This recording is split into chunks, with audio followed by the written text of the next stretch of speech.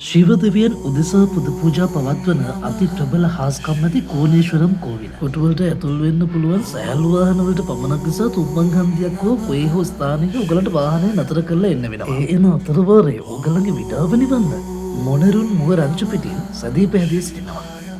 ඒ වගේම ඔයාලට පුළුවන් ඕගොල්ලන් කෝවිලට යන අතරවාරයේදී ඔයගලන්ට අවශ්‍ය පුද පූජා භාණ්ඩ අරගන්නත්. ඒ වගේම ඔයගොල්ලන් කෝවිලට ඇතුල් වන විට සංවර ඇඳුමකින් සැරසී සිටීමටත් අමතක කරන්න එපා. කෝවිලට යන අතරවාරයේදී මං අතීත කතාව ඔයගලන්ට කියන්න. මෑත කාලයේදී කැලණිය ලෙස හඳුන්වන රජමාලිගාවේ රාවණ රජුගේ මෑණියන්ට ශිව වන්දනාවේ යෙදීමට ශිවලිංගයක් ගෙනත් ඕන කියලා එතුමා ගියා ශිව දෙවියන් වැඩ සිටින කෛලාශ කූට පර්වතයට. එතනදී රාවණ රජුට දැක ගන්න ලැබුණා බ්‍රාහ්මණයෙක්. ඒ බ්‍රාහ්මණයා ලෙස වෙස්වලාගෙන හිටියේ ශිව දෙවියන්. එතනදී වෙස්වලාගත් ශිව දෙවිඳුන් පැවසුවේ කෝණේශ්වරම් කන්දේ ශිවලිංගයක් ඇති බවයි. පසුව රාවණ රජුන් එතනට ගිය පසුව ශිව දෙවියන් මුණ ගැසුණා. රාවණයන් පැවසුවා එතුමාට ශිවලිංගයක් අවශ්‍ය බව. එයට ශිව දෙවියන්ගේ ප්‍රතිචාරයක් නොවූ නිසා රාවණයන් කල්පනා කළා ශිවලිංගයේ තියෙන කන්ද කපාගෙන රජමාලිගයට රැගෙන යන්න. රාවණයන් තම කඩුවෙන් ශිවලිංගයේ තිබ්බතන ගල කැපුවා.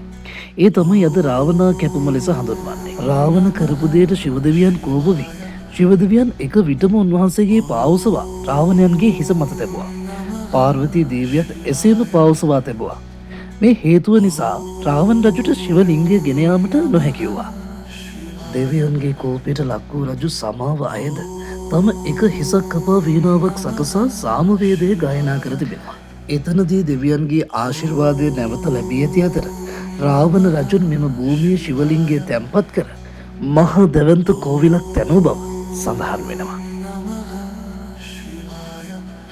දැන් ඔයගොල්ලෝ මේ දකින්නේ රාවණ රජුන් තමන්ගේ කඩුවෙන් ගල දෙබෑ කරලා තමන්ගේ මාලිගාවට ශිවලිංගය රැගෙන යාමට සකස් කරපු මාර්ගයේ හෙවත් රාවණා කැපුම කියන ස්ථානය. කෝණේශ්වරම් කෝවිලට ඇතුල් වෙනවත් එක්කම ඔයගොල්ලන්ට දැක ගන්න ලැබෙන්නේ විරාජමාන වැඩ සිටින ශිව දිවිඳුන්ගේ ප්‍රතිමාවක්.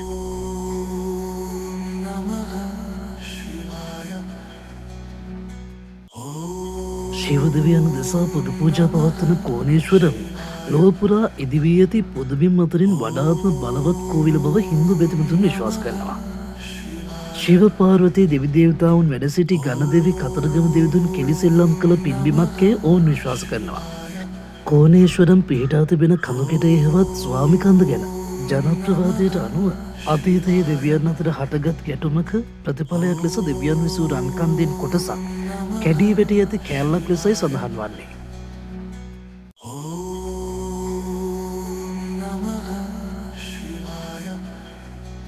රාවණා රජතුමන් නිකලස් ඍෂිවරු මුනිවරු වගේ භාවනා යෝගීව ජීවත් වූ ගෝකර්ණාශ්‍රමයේ යනුවෙන් හැඳින්වූ මේ වන විට කෝණේශ්වරම් දේවාලය තියෙන තැන ශිව දෙවියන් උදෙසා දැඩි භක්තියකින් කටයුතු කළ බව සඳහන් වනවා.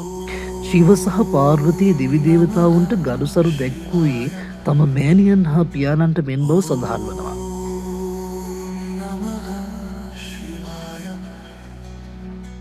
රාවණා රජු තමන්ගේ පියාමෙන් සලකන ශිව දෙවියන්ගෙන් අමරණීය වන්ට වරමක් ඉල්ලා තිබෙන අතර ඔබ කිසිවෙක් අතින් නොමැරිය යුතු කෙනෙක් යැයි එදා රාවණ රජුට ශිව දෙවියන් වරම් දුන්නේ මේ පින්බිමේදී.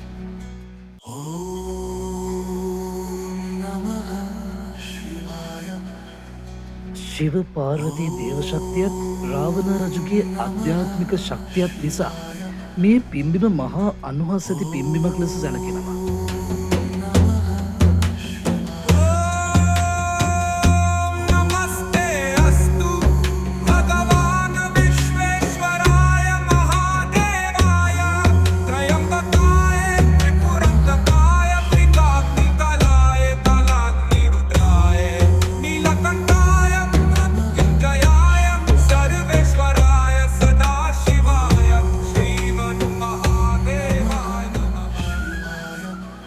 කෝණේශ්වරම් දේවාලයට ඇවිල්ලා ත්‍රිකුණාමලයට ඇවිල්ලා ඒ අති ප්‍රබල හාස්කම් විඳගන්න ඔයගලන්ට පුළුවන් මෙතනට එන්න. ඉතින් ඒකට හොඳම නිදසුනක් තමයි මේ ඉල්ලලා තියෙන තොටින්. ඉතින් මේක ගොඩක් වෙලාවට දරුපල නැති අය ඇවිල්ලා මෙතනට බාරහාර වෙලා ඒ සිතුම් පැතුම් ඉෂ්ට කරගෙන තියෙනවා. ඉතින් ඔයගලන්ට පුළුවන් මෙතනට ඇවිල්ලා ඒ තමන්ගේ තියෙන සිතුම් පැතුම් ඉෂ්ට කරගන්න අප්‍රමාණ මිනිස්සු මෙතනට ඇවිල්ලා තමන්ගේ සිතුම් පැතුම් ඉෂ්ට කරගෙන තියෙනවා.